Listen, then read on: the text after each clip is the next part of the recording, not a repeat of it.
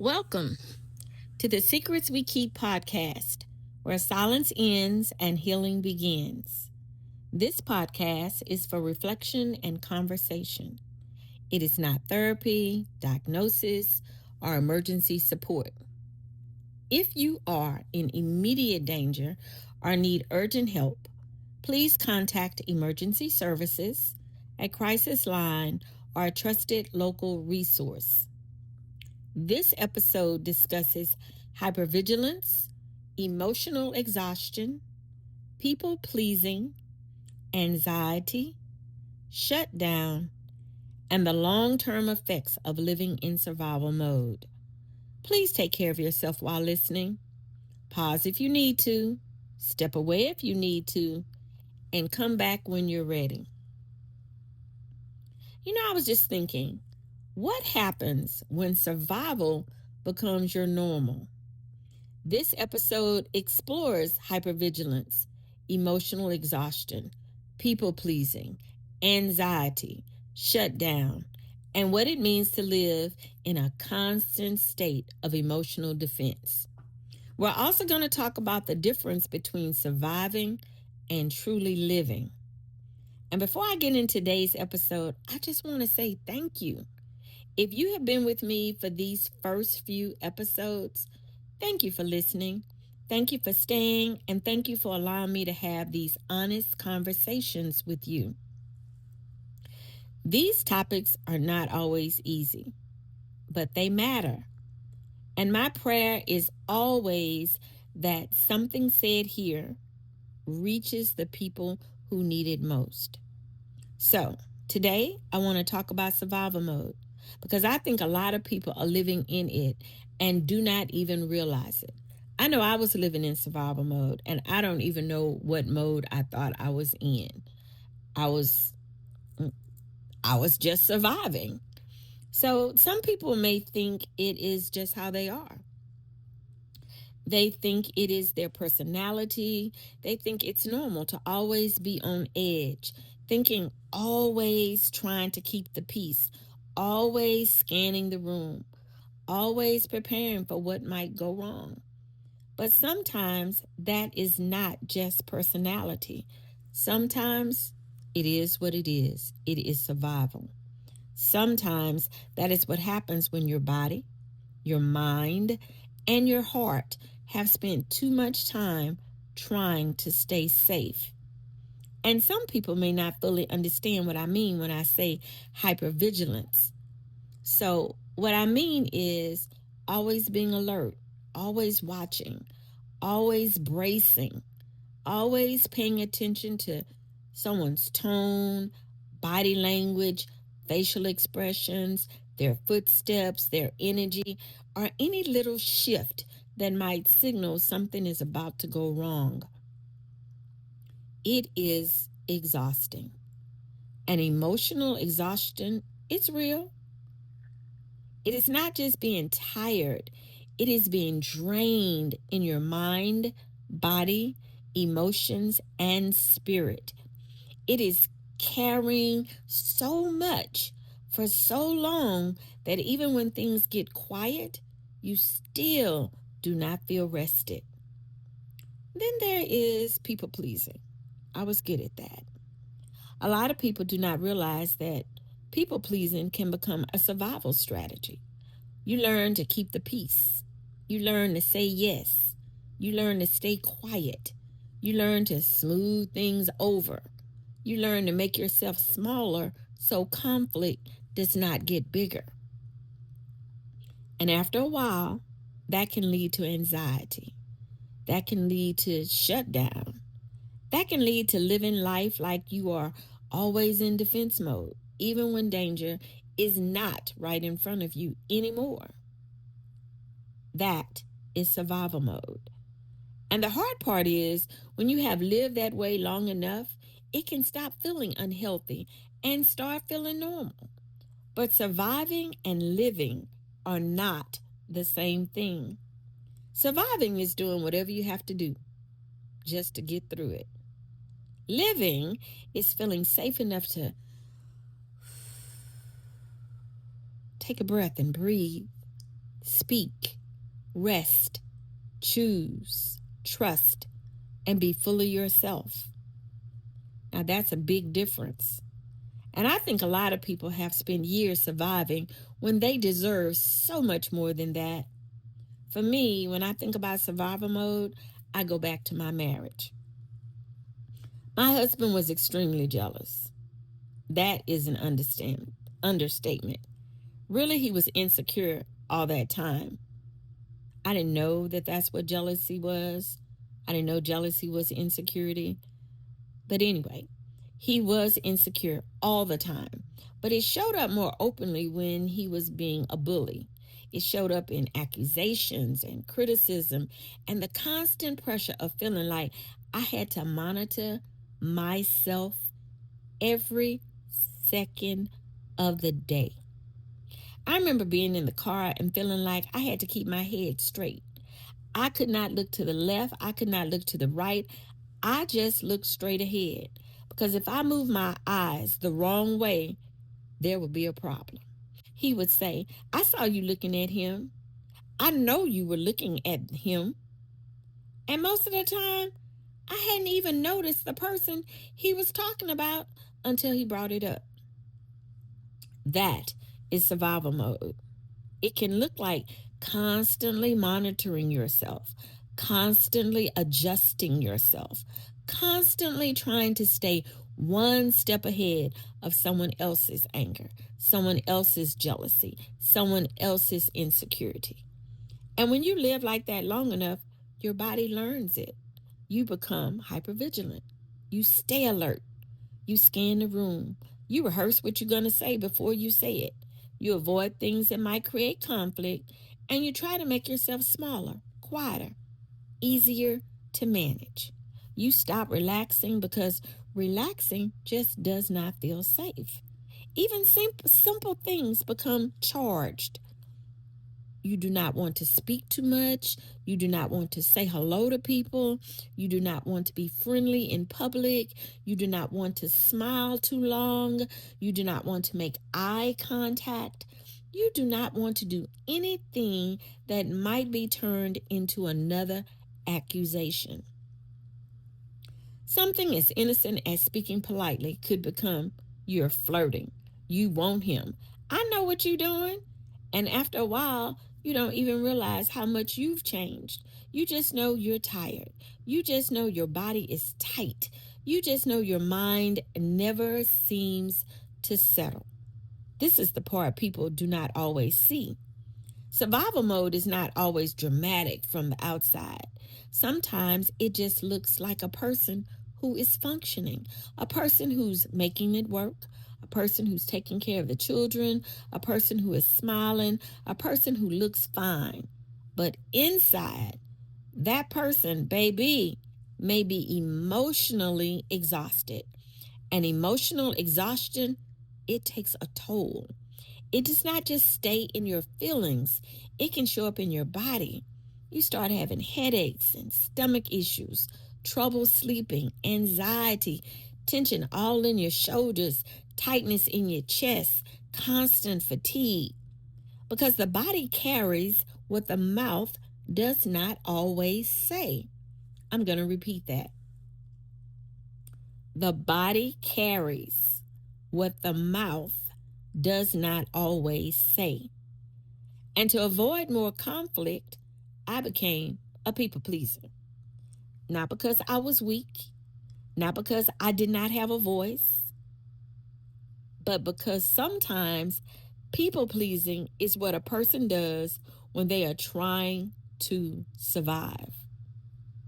And I needed to survive. I had a child. I loved my life. So I was in survival mode. And before I had a child, I was in survival mode with my family growing up.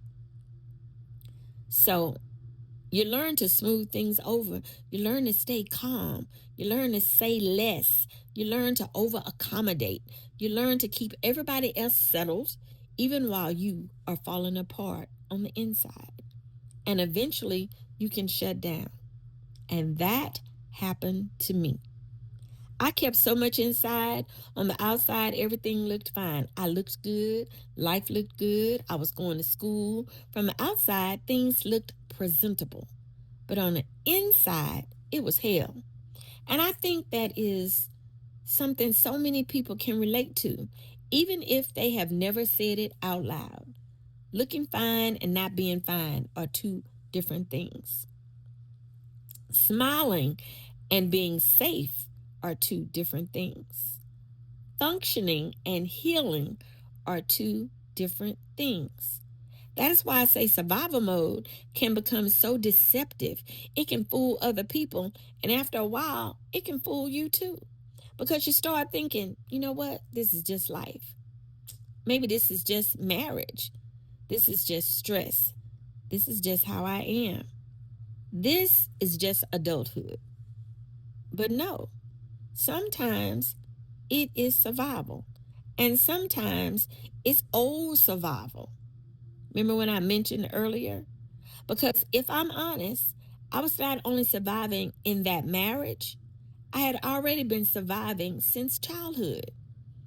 If you grow up around chaos, instability, fear, yelling, abuse, or emotional unpredictability, survival can start feeling like your normal setting. Your body gets used to bracing, your mind gets used to scanning, your heart gets used to disappointment, your voice gets used to silence. So by the time you are an adult, you may not even realize that what feels normal is actually a trauma response. You may think, I've just always been anxious. I've always been guarded. I've always had a hard time trusting people. I've always stayed ready. I've always kept things in. But sometimes that's not simply your personality. Sometimes that is what survival taught you to become. And even after I got divorced, even after I left, I still did not feel safe. I was still looking around, still wondering if he would show up, still on edge, still defensive, still not trusting easily. Actually, I still wasn't trusting anyone. I did not know how to receive compliments. I did not know how to receive kindness. I did not know how to believe that someone could be good to me without wanting something. They may have wanted to control me. They wanted something from me. That was my thought process. And that affected my choices. It affected relationships. It affected friendships. It affected who I trusted. It affected how I moved through the world. Because when survival becomes your normal, you do not just leave the situation and suddenly know how to live differently. Sometimes you learn how to live. You have to learn how to be different. You have to learn how to get out of survival mode. I needed help. I needed therapy. I'm still in therapy. I'm still healing. I'm still growing. And sometimes that's what it takes. You have to learn that peace is not danger. You have to learn that calm is not a trap. You may have to learn that kindness is not manipulation. You may have to learn that being fully yourself is not something you should be punished for. And that kind of learning takes time. That is why healing matters. Because the goal is not just to say, I made it through. The goal is to ask, what is still living in me because of what I went through? What wound taught me to stay this guarded? What taught me to people please? What taught me to stay hyper aware? What taught me that survival was safer than softness? Now, I know those are very hard questions, but they are healing questions because healing cannot begin with what we keep minimizing. We have to call it what it is. We have to say, this is hypervigilance. This is emotional exhaustion. This is people pleasing. This is anxiety. This is shutdown. This is survival mode. Now, once we name it, then we can start asking what caused it, what fed it, and what we need to do to heal from it. To me, healing looks like digging deep into the wound, seeing what's there. Now you have to clean it out. What's been infected. I know that's probably the nurse in me for this analogy, but after you clean out that wound, that's that infection, that's that trauma, that's all that negativity, telling the truth about what happened and getting help. Giving your body, your mind, and your spirit permission to learn something different. Because the goal is not just to survive. So we have to call it what it is, right? We've got to acknowledge it. We got to then start digging deep into that wound and seeing what's there. And then we start cleaning that wound out because that's all infected. And we do that by telling the truth about what happened. We do that by getting help because you want to tell the truth to the right person. And that's what's going to give your body, your mind, and your spirit permission to learn something different. Because the goal, as I said, is not just to survive. The goal is to live. The goal is to feel safe enough to breathe deeply, safe enough to rest, safe enough to laugh without fear, safe enough to speak honestly, safe enough to be loved without always preparing for pain. And that is what I want people to understand. Just because survival became normal does not mean it was healthy. Just because you learned how to function in it does not mean you deserved it.